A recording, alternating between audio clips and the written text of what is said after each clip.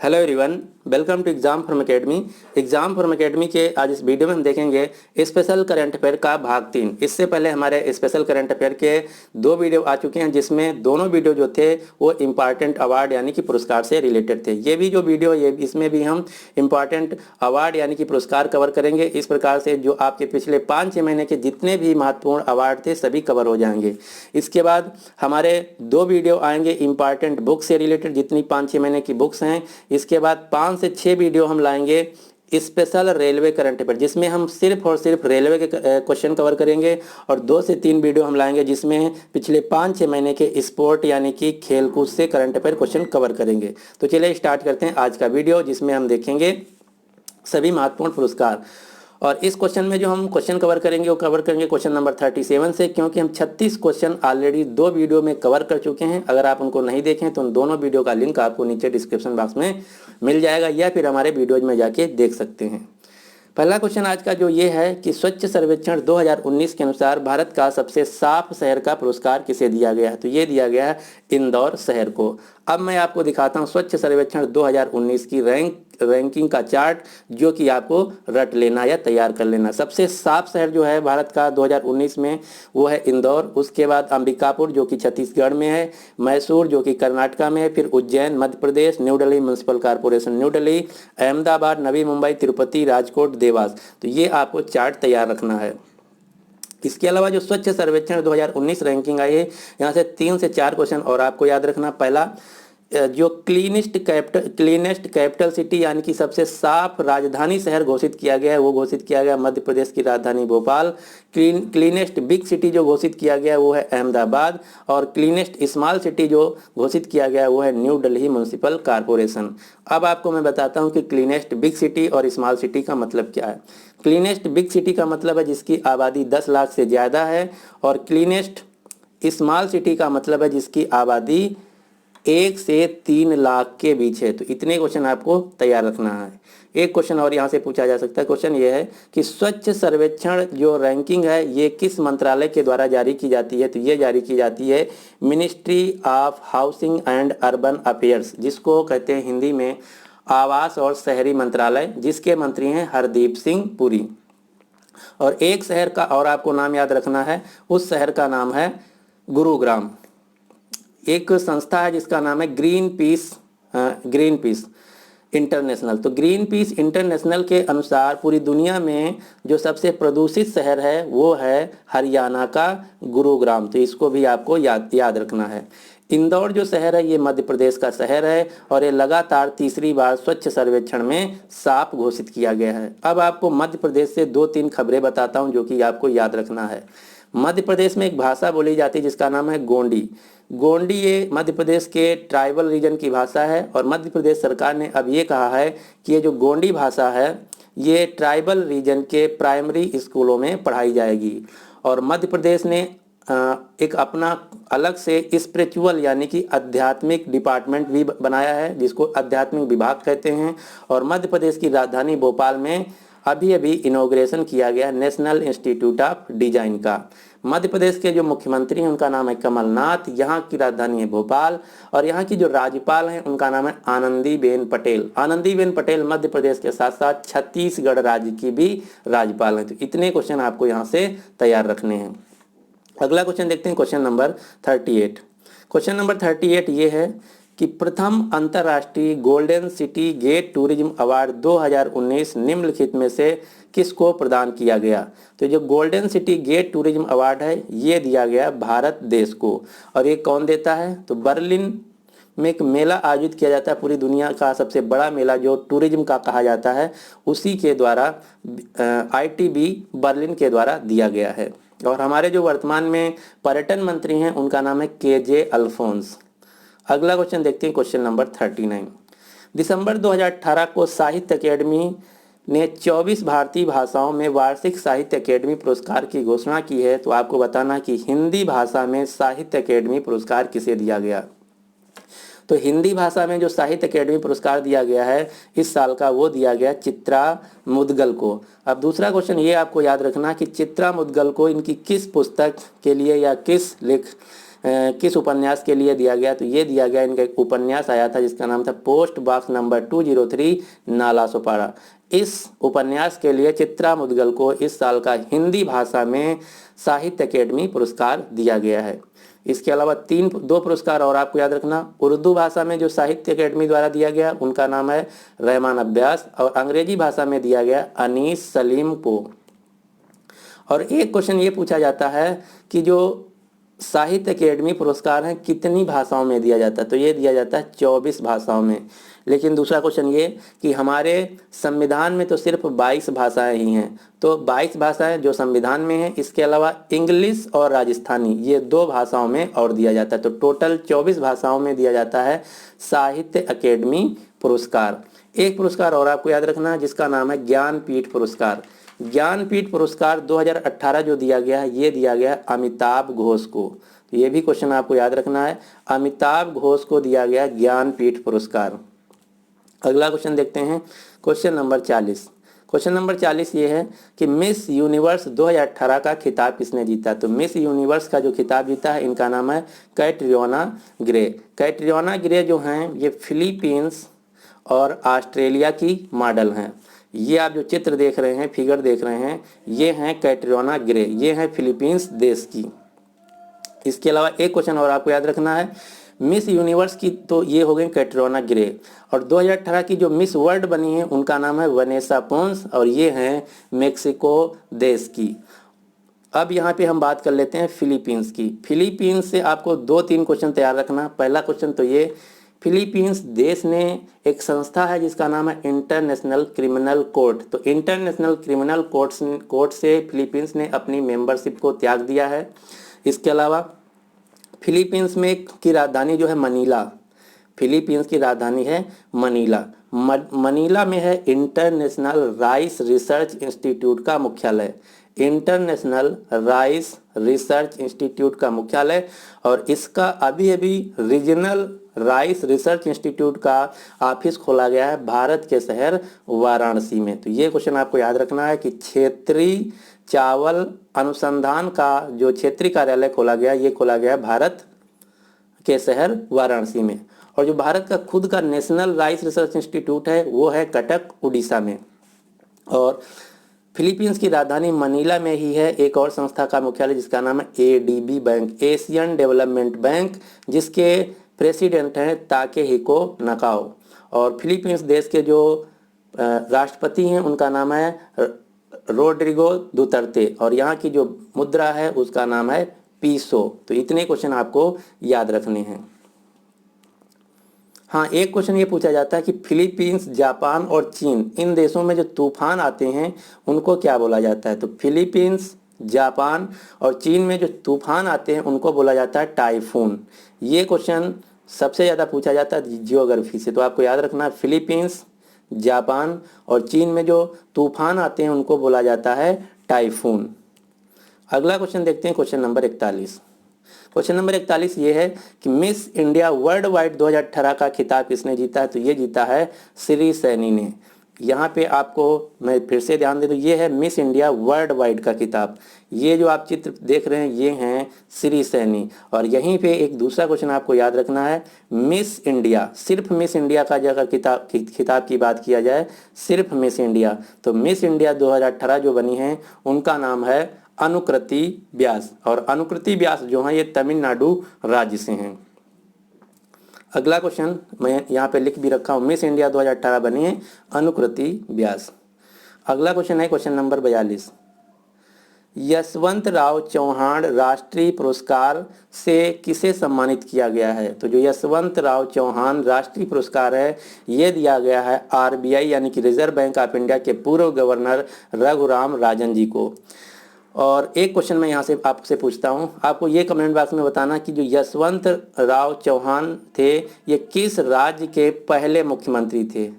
आपसे ये क्वेश्चन मैं फिर से पूछता हूँ कि यशवंत राव चौहान जो थे ये किस राज्य के पहले मुख्यमंत्री थे। इसका सही आंसर आपको कमेंट बॉक्स में बताना है। हाँ, रघुराम राजन की 2 पुस्तकें आई हैं इस साल, जो कि एग्जाम में बहुत ज़्यादा पूछे गया है। उन दोनों पुस्तकों को आपका नाम याद रखना। पहली पुस्तक जो रघुराम राजन की आई है 2018 में, I do what I do, ये एएलपी और ग्रुप डी दोनों में मिला के अगर हम बात करें तो कम से कम 20 से ज़्यादा सेटों में ये पुस्तक पूछी गई थी कि I do what I do के लेखक कौन है, तो उत्तर होगा रघुराम राजन। और इन्होंने अभी दूसरी बुक लिखी है जिसका नाम है the third pillar, how market and state leave the community behind. ये दोनों पुस्तकों का नाम याद रखना है। और हमारी आरबीआई के जो वर्तमान में जो गवर्नर हैं उनका नाम है शक्तिकांत दास। और एक क्वेश्चन और आपको याद रखना, आरबीआई ने अभी एक बैंक है जिसका नाम है आईडीबीआई बैंक। ये क्वेश्चन बहुत ही इंपॉर्टेंट है, मेनली जो बैंकिंग या इंश्योरेंस की तैयारी कर रहे हैं उनके लिए भी और उसके अलावा भी। एक बैंक है जिसका नाम है आईडीबीआई बैंक। तो आईडीबीआई बैंक में एलआईसी जो national life insurance corporation company है, इसने 51% हिस्सेदारी खरीद लिया है। तो इसलिए आरबीआई बैंक ने आईडीबीआई बैंक को, पहले ये थी पब्लिक सेक्टर बैंक, अब इसको डाल दिया है प्राइवेट सेक्टर की कैटेगरी में। तो ये क्वेश्चन फिर से मैं रिपीट कर देता हूँ। बैंक आईडीबीआई जो है ये पहले थी पब्लिक सेक्टर बैंक, और इसमें एलआईसी कंपनी ने 51% हिस्सेदारी खरीद लिया है। तो इसलिए आरबीआई ने आईडीबीआई को प्राइवेट सेक्टर की बैंक में डाल दिया है, और आईडीबीआई का जो मुख्यालय है वो है मुंबई में। तो ये क्वेश्चन बहुत इंपॉर्टेंट है, आपको याद रखना है। अगला क्वेश्चन, क्वेश्चन नंबर 43, किस मोटर कंपनी ने इंटरनेशनल सस्टेनेबिलिटी ग्रीन इरा पुरस्कार जीता? तो ये जीता है टीवीएस कंपनी ने, यानी कि इस क्वेश्चन का सही आंसर है बी। अगला क्वेश्चन, क्वेश्चन नंबर 44, किस राज्य ने राज्य आपदा प्रबंधन, जिसको इंग्लिश में बोलते हैं डिजास्टर मैनेजमेंट प्राधिकरण, ने स्कॉच अवार्ड जीता? तो ये जीता है उड़ीसा राज्य के डिजास्टर मैनेजमेंट संस्था ने।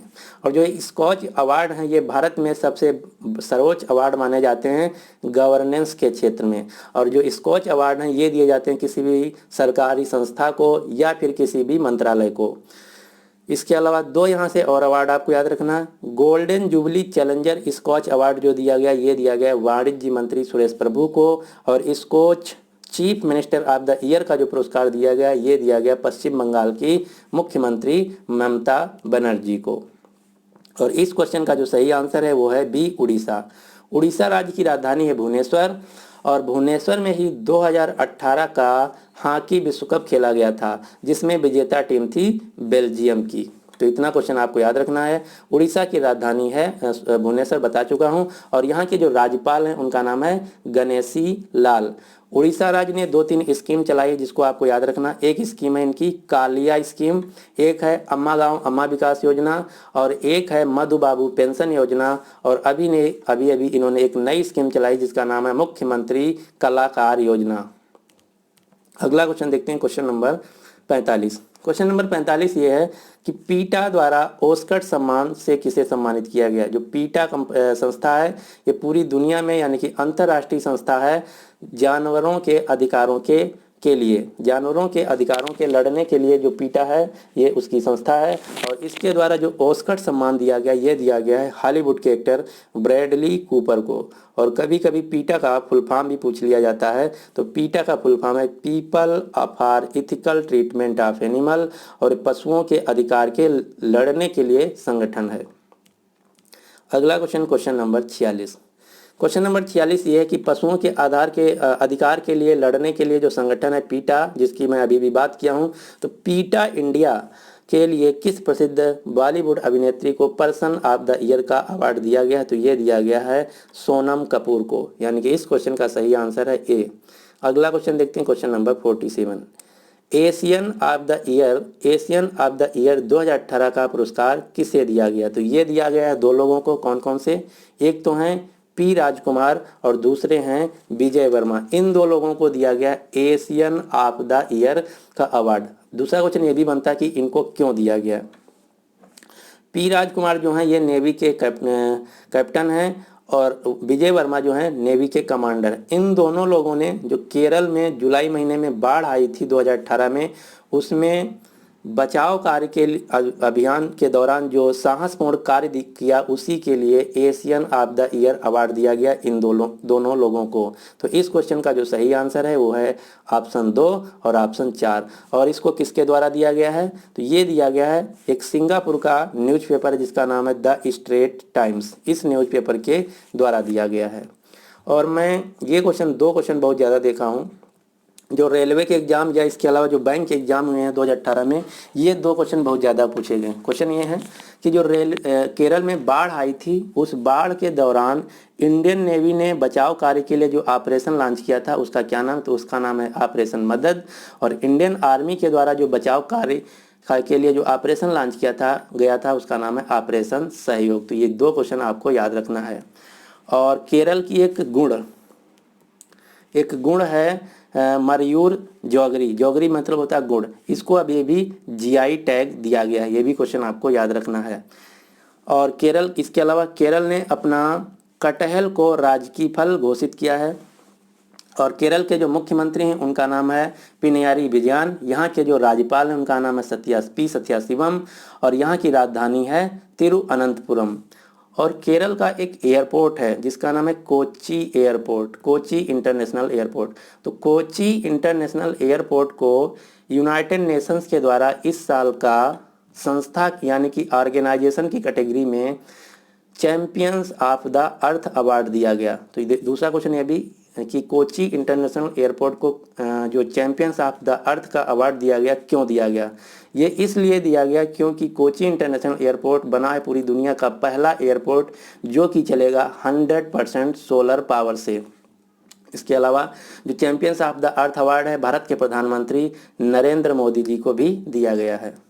अगला क्वेश्चन नंबर 48। जनवरी 2019 को 76वें गोल्डन ग्लोब पुरस्कार का वितरण समारोह में मोशन पिक्चर या संगीत हास्य वर्ग में सर्वश्रेष्ठ फिल्म का पुरस्कार किसे दिया गया? तो क्वेश्चन ये है कि गोल्डन ग्लोब जो पुरस्कार दिए जाते हैं फिल्म के जगत में, उसमें सर्वश्रेष्ठ फिल्म का पुरस्कार किसे दिया गया? तो ये दिया गया है ग्रीन बुक फिल्म को। इसके अलावा अभी जो ऑस्कर अवार्ड दिए गए हैं ये भी, इसमें भी सर्वश्रेष्ठ फिल्म का जो पुरस्कार दिया गया वो दिया गया ग्रीन बुक को। और एक और अवार्ड आपको याद रखना, बाफ्टा अवार्ड। बाफ्टा अवार्ड में जो सर्वश्रेष्ठ फिल्म का अवार्ड दिया गया उस फिल्म का नाम है रोमा। तो ये 3 क्वेश्चन आपको याद रखना। गोल्डन ग्लोब पुरस्कार में सर्वश्रेष्ठ film green book, Oscar award 2019 में सर्वश्रेष्ठ फिल्म ग्रीन बुक, और बाफ्टा अवार्डों में जो सर्वश्रेष्ठ फिल्म का पुरस्कार दिया गया वो दिया गया रोमा फिल्म को। इसके अलावा जो गोल्डन ग्लोब अवार्ड, यहाँ से 3 क्वेश्चन और कि पहला सर्वश्रेष्ठ फिल्म जो मैं बता चुका हूँ, और सर्वश्रेष्ठ अभिनेता का जो अवार्ड दिया गया ये दिया गया रामी मलेक को, और सर्वश्रेष्ठ अभिनेत्री का जो अवार्ड दिया गया ये दिया गया ग्लेन क्लोज को। तो ये 3 क्वेश्चन आपको यहाँ से तैयार रखने हैं। अगला क्वेश्चन नंबर 49। फुटबॉल की दुनिया में सबसे प्रतिष्ठित पुरस्कारों में जो बैलन डी ओर पुरस्कार माने जाते हैं, तो इस साल का बैलन डी ओर पुरुष वर्ग में सर्वश्रेष्ठ फुटबॉल का पुरस्कार किसे दिया गया? तो सर्वश्रेष्ठ फुटबॉल का पुरस्कार जो बैलन डी ओर पुरस्कार है इसमें दिया गया लुका मॉड्रिच को। जो लुका मॉड्रिच हैं ये क्रोएशिया देश के फुटबॉल टीम के कैप्टन हैं। और इस साल का जो फीफा विश्व कप खेला गया था रूस में, उसमें क्रोएशिया उपविजेता टीम भी थी क्योंकि फ्रांस ने क्रोएशिया को 4-2 से फाइनल में हरा दिया था। तो ये भी क्वेश्चन आपको याद रखना है। और ये जो बैलन डी ओर हैं इसमें पुरुष कैटेगरी में तो दिया गया सर्वश्रेष्ठ फुटबॉल का खिलाड़ी का जो पुरस्कार है लुका मॉड्रिच को, और महिलाओं में जो दिया गया है ये दिया गया है एडा हेडरबर्ग को। तो ये 2 क्वेश्चन आपको याद रखना है। हाँ, एक क्वेश्चन और, अभी भारत में दिए गए हैं पहले फुटबॉल रत्न पुरस्कार। तो फुटबॉल रत्न पुरस्कार जो दिया गया ये दिया गया है भारत में सुनील छेत्री को। और इसके अलावा ये भी आपको याद रखना है कि 2018 का जो फीफा विश्व कप है ये खेला गया रूस में, उसके 4 साल बाद 2022 में खेला जाएगा कतर की राजधानी दोहा में, और उसके 4 साल बाद फीफा विश्व कप खेला जाएगा 3 देशों में 2026 में, अमेरिका, मेक्सिको और कनाडा में। तो इतने क्वेश्चन आपको याद रखने हैं। अगला क्वेश्चन है शांति स्वरूप भटनागर पुरस्कार किसने प्रदान किए हैं? तो ये जो शांति स्वरूप भटनागर पुरस्कार हैं ये साइंस और टेक्नोलॉजी के क्षेत्र में दिए जाते हैं। इनको दिए हैं भारत के प्रधानमंत्री नरेंद्र मोदी के द्वारा दिए गए हैं 13 वैज्ञानिकों को। और एक क्वेश्चन और पूछा जाता है कि कलिंगा पुरस्कार किस क्षेत्र में दिए जाते हैं? तो कलिंगा पुरस्कार भी विज्ञान के क्षेत्र में दिए जाते हैं। अगला क्वेश्चन है क्वेश्चन नंबर 51। नीति आयोग की डेल्टा रैंकिंग के अनुसार किस जिले को महत्वाकांक्षी जिले में शीर्ष स्थान दिया गया है? तो सबसे पहले आपको पता होना चाहिए कि डेल्टा रैंकिंग क्या है। तो जो नीति आयोग है इसके द्वारा पूरे भारत देश में 112 पिछड़े जिलों का चयन किया गया है। अब नीति आयोग ने जो 112 जिले चयन किए हैं इसका करेगा ओवरऑल डेवलपमेंट, एजुकेशनल, पॉलिटिकल और हेल्थ वाइज, इसी पर सब प्रकार से इन 112 जिलों का नीति आयोग विकास करेगी।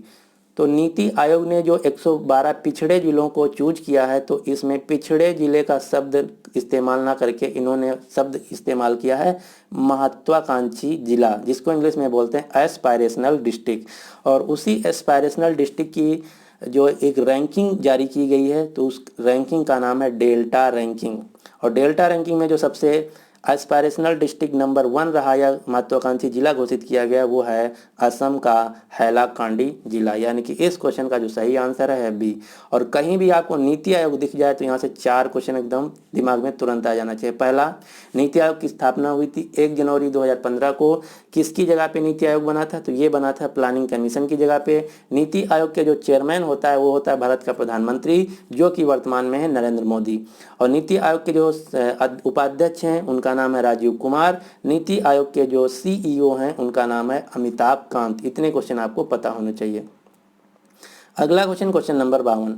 एशियाई क्षेत्र के लिए राष्ट्रमंडल युवा पुरस्कार किसे दिया गया है? तो राष्ट्रमंडल युवा पुरस्कार जो है ये दिया गया पद्मनाभन गोपालन को। और ये जो पद्मनाभन गोपालन है ये तमिलनाडु राज्य से हैं। ये क्यों दिया गया ये भी पूछा जा सकता है। तो इनकी एक संस्था है जिसका नाम है नो फूड वेस्ट। ये क्या करते हैं? कहीं पे अगर शादी बारात या कोई भी संस्था, कोई भी ऑर्गेनाइजेशन है, इवेंट है, वहाँ पे जो खाना बचता है वहाँ से उठा के ये जो भूखे लोग हैं जिनको ज़रूरत है वहाँ पे खाना डिलीवर करते हैं। इनकी संस्था का नाम है नो फूड वेस्ट। इसीलिए इनको दिया गया है एशियाई क्षेत्रों में राष्ट्रमंडल युवा पुरस्कार। और जो राष्ट्रमंडल खेल होते हैं जिसको इंग्लिश में बोलते हैं कॉमनवेल्थ नेशंस गेम, तो 2018 के जो कॉमनवेल्थ गेम्स हुए थे ये हुए थे क्वींसलैंड ऑस्ट्रेलिया में। उसके 4 साल बाद 2022 में कॉमनवेल्थ गेम्स खेले जाएंगे बर्मिंघम यूनाइटेड किंगडम में। और एक क्वेश्चन और, एक देश है जिसका नाम है मालदीव ने कॉमनवेल्थ गेम से अपनी सदस्यता को त्याग दिया था, लेकिन दिसंबर 2018 में मालदीव ने दोबारा से कॉमनवेल्थ नेशंस को ज्वाइन कर लिया। तो ये भी क्वेश्चन आपको याद रखना है। अगला question, question number 22। Question number 22 ये है कि निम्न में से किसने महिला किसान पुरस्कार कार्यक्रम की शुरुआत की है? तो ये शुरुआत किया गया है दूरदर्शन किसान चैनल द्वारा। और एक क्वेश्चन ये बहुत ज़्यादा गया पिछले साल रेलवे के एग्जाम में कि दूरदर्शन चैनल जो है किसान दूरदर्शन चैनल, इसके ब्रांड एम्बेसडर कौन है? तो इसके ब्रांड एम्बेसडर हैं एक्टर अमिताभ बच्चन। ये भी क्वेश्चन आपको याद रखना है। अगला question, question number 53। Mohammad Rafi पुरस्कार से कौन सा कथन सही है?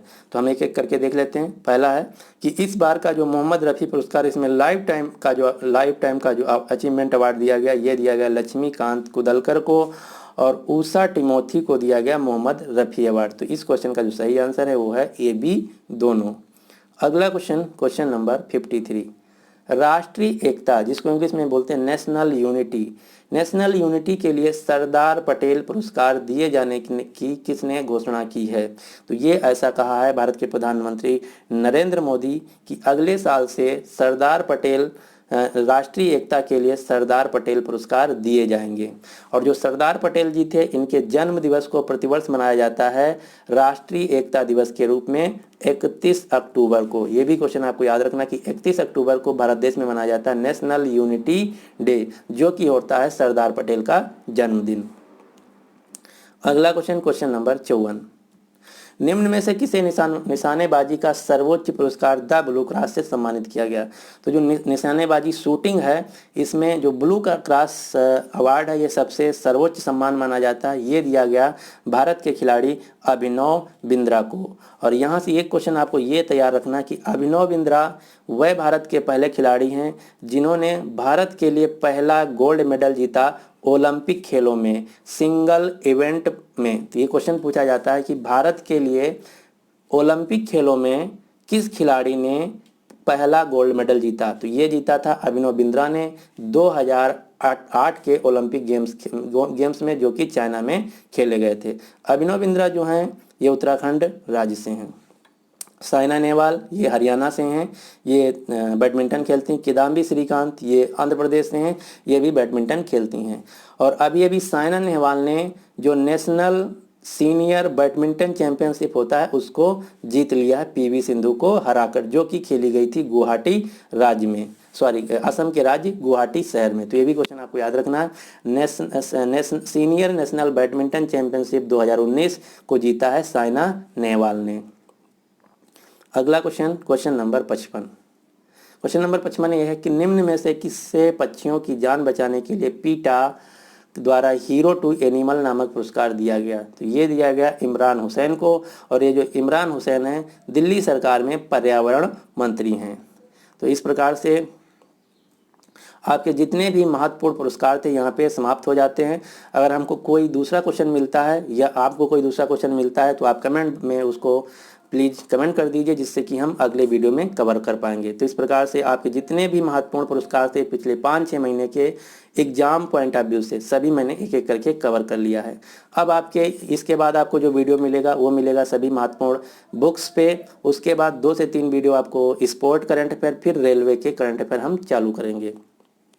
तो आपको वीडियो कैसा लगा प्लीज़ इसको कमेंट बॉक्स में बताइए, जिससे कि हम अगले वीडियो में कोई इम्प्रूवमेंट कर सकें। अगर अभी तक हमारे चैनल एग्जाम फॉर्म एकेडमी को आप सब्सक्राइब नहीं किए तो सब्सक्राइब कर लीजिए। साथ ही साथ ये जो बेल आइकन दिख रहा है इसको जरूर प्रेस कर लीजिए, ताकि हर वीडियो की अपडेट मिलती रहे। So finally thanks for watching and good luck for your exam.